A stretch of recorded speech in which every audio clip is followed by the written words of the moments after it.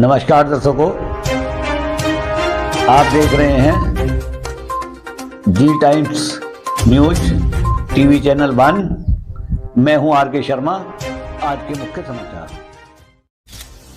पश्चिमी यूपी में दो फाड़ हुई बीजेपी। मुजफ्फरनगर में आपस में भिड़े दो बड़े नेता। सपा प्रत्याशी हरेंद्र मलिक के लिए बन गया माहौल। जैसे कभी अखिलेश के खिलाफ माहौल बनाकर राज्यसभा चुनाव के दौरान बीजेपी का काम बनाया था, अब ठीक वैसे ही संजीव बालियान के खिलाफ माहौल बना रहे हैं बीजेपी नेता संगीत सोम। बीजेपी प्रत्याशी और बीजेपी नेता के बीच मतभेद ने बढ़ाई बीजेपी की टेंशन। सीएम योगी ने खुद संभाला मोर्चा, लेकिन मन मुताबिक नहीं मिला परिणाम। सरधना के ठाकुरों के बीच बन गई सहमति। संजीव बालियान को हराकर सपा उम्मीदवार हरेंद्र मलिक को जिताना है। मुजफ्फरनगर में हरेंद्र मलिक को सपा की ओर से उम्मीदवार बनाए जाने से नाराज होकर आरएलडी चीफ जयंत चौधरी सपा अध्यक्ष अखिलेश यादव से नाता तोड़ गए थे।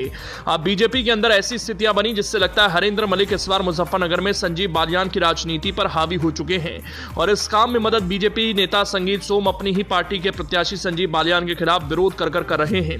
बीजेपी के अंदर इस वक्त ठीक वैसी ही स्थिति बनी है जैसी सपा के अंदर राज्यसभा चुनाव के दौरान माहौल बना था, जिसमें अपना दल कमेरावादी नेता पल्लवी पटेल ने इस बेस पर अखिलेश यादव का विरोध करना शुरू किया था कि अखिलेश ने पिछड़ों को इस चुनाव में स्पेस नहीं दिया। अब इस विरोध का परिणाम यह रहा कि राज्यसभा चुनाव के दौरान सपा का तीसरा उम्मीदवार हार गया। मुजफ्फरनगर सीट पर कुछ ऐसी सियासी स्थितियां बनी जिसके आधार पर हम कह रहे हैं इस सीट से सपा प्रत्याशी हरेंद्र मलिक तो जीत रहे हैं। चर्चित मुजफ्फरनगर के लोकसभा सीट की धुरी अब सरधना बन गया। मेरठ का यह विधानसभा क्षेत्र लोकसभा के परिसीमन से मुजफ्फरनगर सीट का हिस्सा है, जो पूरे प्रदेश में प्रत्याशी डॉक्टर संजीव बालियान और पूर्व विधायक संगीत सोम के बीच मतभेद के कारण चर्चा का विषय बना हुआ है। संगीत सोम बीजेपी का तो साथ देने की बात कह रहे हैं, लेकिन बीजेपी प्रत्याशी संजीव बालियान के खिलाफ दिख रहे हैं। यह संगीत सोम के बयान में दिखता है। संगीत सोम ने कहा, मैं विकास की राजनीति करता हूं, गुंडे को सहारा नहीं देता। मैं जातिवाद की राजनीति नहीं करता। गुंडे पालेंगे वो, 10 साल लोगों के बीच नहीं जाएंगे वो, लोगों को गाली देंगे वो, लोगों से गुंडागर्दी करेंगे वो, 19 अप्रैल के बाद सबको देखने की बात करेंगे। संजीव बालियान का लेवल मुझसे बात करने का नहीं है। मैं संजीव बालियान नहीं, भाजपा का प्रचार करता हूं। ये बात संगीत सोम ने तब कही थी जब सीएम योगी मेरठ जिले की सरधना विधानसभा के रारधना में चुनावी जनसभा करने पहुंचे थे। बताया जा रहा है सांसद संजीव बालियान से ठाकुर चौबीसी नाराज बताई जा रही है। रारधना का ठाकुर चौबीसी यानी क्षत्रिय बहुल 24 गांव अचानक से राजनीतिक फलक पर उभर कर आया है। माना जा रहा है क्षत्रियों को राजनीतिक भागीदारी कम मिलने के पीछे जो आक्रोश इधर उधर पनपा है उसका केंद्र रारधना ही रहा है। अब समझिए हम क्यों कह रहे हैं सपा प्रत्याशी हरेंद्र मलिक अभी तक बीजेपी प्रत्याशी संजीव बालियान पर हावी दिख रहे हैं। दरअसल कहा जा रहा है कि 2013 के मुजफ्फरनगर दंगे के दौरान पश्चिमी उत्तर प्रदेश में बीजेपी के फायरब्रांड चेहरे रहे सुरेश राणा, संगीत सोम और चंद्रमोहन को हाशिए पर भेजे जाने से राजपूत समाज में नाराजगी है। सहारनपुर, मुजफ्फरनगर, कैराना, मेरठ में पकड़ रखने वाले सुरेश राणा को बीजेपी ने बरेली मंडल की जिम्मेदारी सौंपी। वहीं चंद्रमोहन को बागपत जिले का प्रभारी बनाया गया है, जो सीट बीजेपी के सहयोगी राष्ट्रीय लोकदल के खाते में गई है। वेस्ट उत्तर प्रदेश में जो ठाकुर चौबीसी बीजेपी की जीत की कहानी लिखती थी, उसी ठाकुर चौबीसी ने बीजेपी के बहिष्कार का ऐलान कर दिया।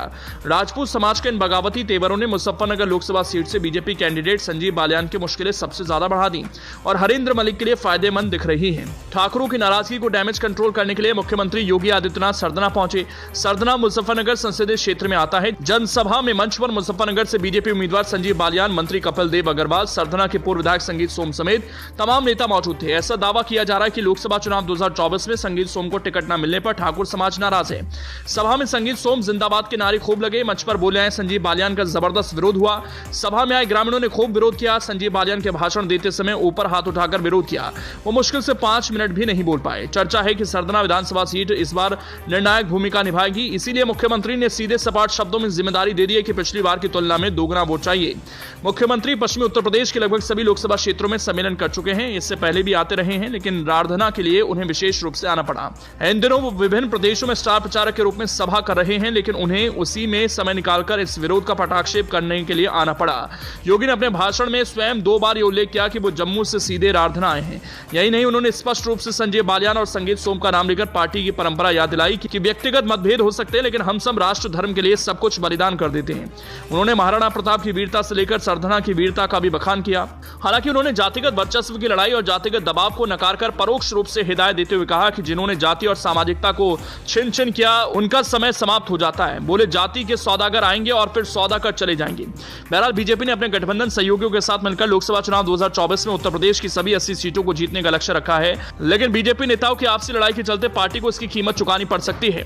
जानकारी के लिए बता दें कि संगीत सोम ठाकुर समाज से हैं, जबकि संजीव बालियान जाट बिरादरी से संबंध रखते हैं।